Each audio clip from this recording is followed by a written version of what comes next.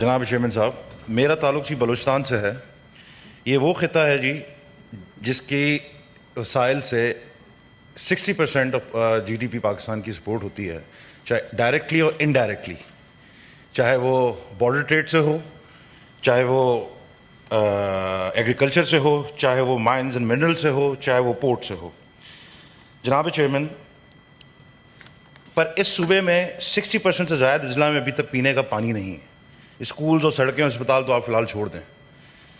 جناب چیئرمین، اس سال P S D P کے جو فنڈز ہماری فیڈرل گورنمنٹ نے رکھے ہیں، اس میں محض 8 سے 10% سے بلوچستان کو الاٹ ہوئے ہیں، جو سراسر ناانصافی ہے صوبے کے ساتھ.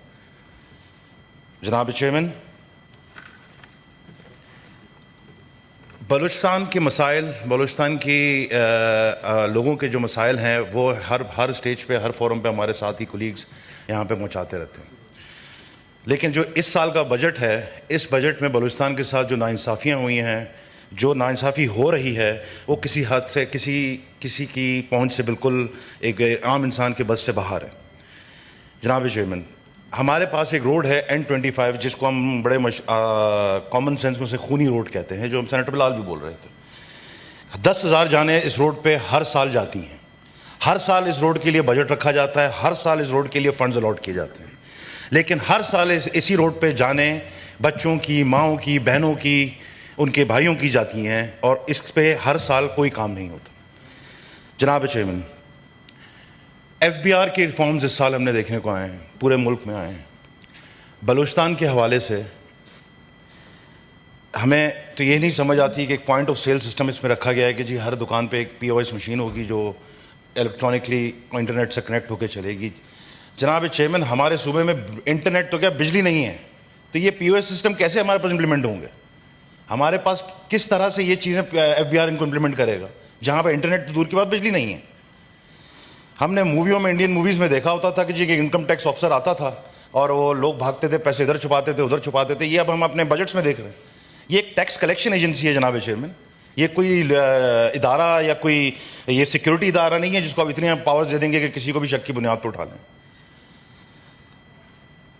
جناب چیئرمین، ہمارے صوبے میں کاشتکار کسان جو ہیں وہ اپنی بکریاں، اپنی چھوٹی چھوٹی زمینیں بیچ کے، کیونکہ وہاں بجلی کا تو کانسیپٹ ہی نہیں ہے جی، ہے تو 48 گھنٹے لوڈ شیڈنگ ہے، وہ اپنی چیزیں بیچ کے، اپنے کپڑے، اپنے زیورات، اپنی بکریاں بیچ کے جی وہ سولر خریدنے جاتے ہیں.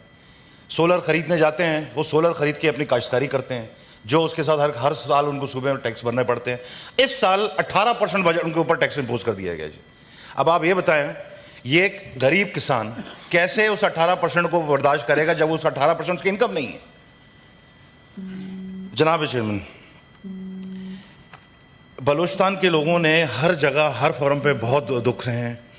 ہماری گورنمنٹ ہر فورم پہ ان کے لیے آتی ہے، ان کے لیے ریبیٹس دیتی ہے، ان کے لیے خوش نصیب کے اچھے پیکیجز بنا کے دیے جاتے ہیں. لیکن جناب چیئرمین، جو عوام ہے، جو وہاں روڈوں پہ ہے، ان کے آج بارڈر ٹریڈز بند ہوئے ہیں، لوگ وہاں پہ خون کے آنسو رو رہے ہیں. اس کے اوپر جو ہے ہم نے نمک چھڑکنے کے لیے یہ بجٹ پیش کر دیا جی.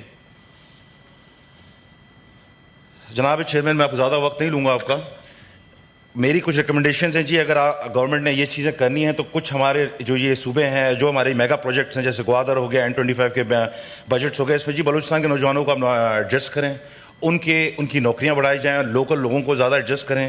اچھا، دوسرے اضافی ٹیکسز کا تو ابھی کانسیپٹ ہی نہیں پیدا ہوتا جی بلوچستان میں، کیونکہ وہاں کا معاشی ڈھانچہ ہی ایسا نہیں ہے جو لاہور اور کراچی جیسا ہو. کیا وہاں پہ یہ ٹیکسز امپوز کرتے ہیں؟ نہ وہاں بجلی ہے، نہ وہاں انٹرنیٹ سہولتیں ہیں جو آپ یہ چیزیں امپوز کر سکیں گے. سو آئی ول سجیسٹ کہ فی الحال یہ بلوچستان کو اس سے ایگزیمپٹ رکھیں، اور آپ پورے صوبے میں آپ باقی اس کو جہاں جہاں ہماری چیزیں ہیں وہاں دستیاب، وہاں یہ چیزیں پلیز امپلیمنٹ کریں. سر، بلوچستان اپنا حق مانگتا ہے، وہ جنگ نہیں مانگتا. وہ ہم سب برابری کے قائل ہیں، ہم اپنی برابری کو حقوق مانگنا چاہتے ہیں. بلوچستان سر پاکستان کا دل ہے، اگر دل کی دھڑکن کمزور ہو تو پورا جسم کمزور پڑ جاتا ہے. سر، پاکستان زندہ باد. Sir, thank you so much. Thank you very much. Thank you for being so precise and just targeted.